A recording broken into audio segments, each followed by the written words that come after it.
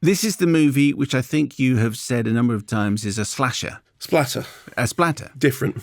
Well, one often leads to the other. Yes, that's right, yes. So that's interesting. What's the difference then? What is the nuance? Well, a slasher movie is a sort of particular type of horror movie like Friday the 13th or, Halloween or something like that. Splatter? Splatter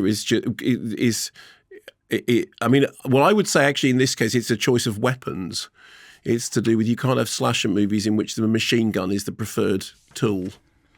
Okay, this is all very distressing. Anyway, tell us about this Project Wolf Hunting. Project Wolf Hunting, directed by Kim Hong-sung, who is a Korean director. The release said, now premiering exclusively on the Icon Film channel in selected UK cinemas from 3rd of March, today, on Blu-ray, DVD and digital from the 10th of April. This premiered at Midnight Madness in Toronto and then subsequently was at Sitges, which is quite a big deal because Sitges is like one of the big horror fantasy festivals. Story is, group of crims, very bad crims, are being extradited from the Philippines to South Korea on a huge cargo ship. Special agents are on board the ship to ensure that the prisoners don't have any chance of breaking out. I mean, imagine what would happen if they did. Exactly. Now, I'm going to play you a clip. I was surprised when this clip was sent to me because although it's not in English, it's very sweary. Is it Korean sweary? It is. Do we have to? I have no idea what the protocol is, but let's play it and see, and let Simon figure out which words he has to bleep. Here we go.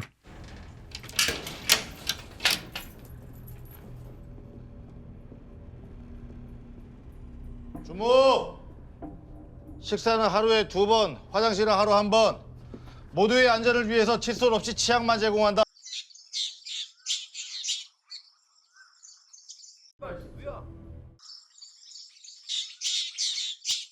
여기 CCTV도 없다.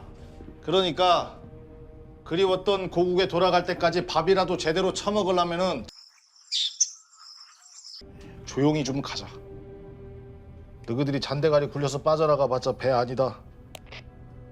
고생 많으십니다. 여기 준비 끝났습니다. That's the controller of Radio 2 announcing their new schedule lineup. The really smart thing would be is if the showrunner of this particular podcast could find Korean birds that are particularly flourishing, native Korean birds to birdsong over the explicit nature of the language. Excellent. That is apparently what you've just heard. He's taken up the challenge. Well done. So the Korean rudeness has been replaced. Yeah. Anyway, so surprisingly, they do break out. I mean, because that's what's going to happen. But what they don't know is that on board the ship is something far more sinister than just a bunch of hardened crims. So, is it a radioactive banana? In fact, all bananas are radioactive. All bananas are radioactive, aren't they? That's right. Is it a particularly radioactive banana? No, it's none of the above. Anyway, it's basically, Criminals on a Boat meets Universal Soldier, or Con Air, Con Float meets Dawn of the Dead. There's loads and loads of squishy death, face ripping, limb lopping. Sounds like fun, except that by the 100th squib, it's kind of like it's hard to have any kind of emotional reaction. In a John Wick kind of way? I mean, no. So here's the interesting thing. I think that in order for any of this stuff to work, it has to have. You remember The Raid, right? Loved The Raid. The Raid was like a ballet that just happened to have fighting going on. This relates back to what we were saying about Creed. In the case of The Evil Dead, all the squishy stuff, it's fun because it is narratively character driven.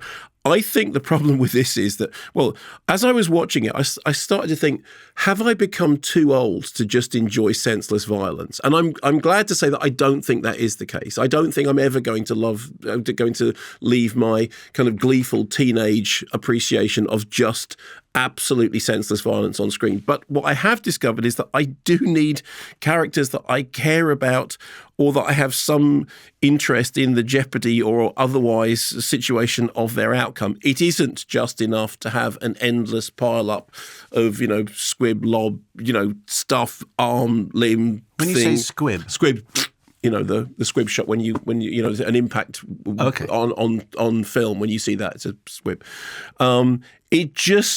It all became pretty toothless for me, and when you consider the level of carnage, that's disappointing. So, okay, because I'm intrigued, but probably not that much.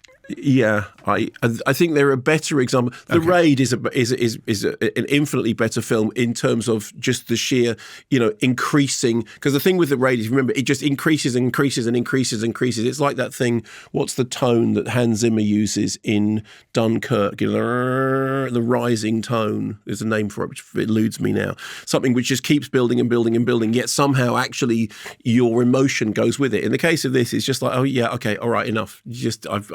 I've lost interest now. Halfway through that, you reminded me of the Sparks album, gratuitous sax and senseless violins, which is just that's a very good, because they're back around. Because I bought tickets this week to go and see them with Child 3. Child 3 turns out to be a big Sparks fan. Wow! In fact, he's really tempted to go to Los Angeles, where Sparks are playing with They Might Be Giants, who are his real favourite. Wow! But anyway. I just want to say, just in case any listeners are worried, I haven't grown out of my love of gratuitous sex and senseless violence. I don't ever want to lose that because it's something pure that I enjoy. Thanks very much for watching this video. I hope you enjoyed watching it as much as we enjoyed making it. While you're here, check out all the other videos because they're cool too, aren't they? Yeah, and if you want to keep up to date with everything Kermode and Mayo's Take, then check out our social channels.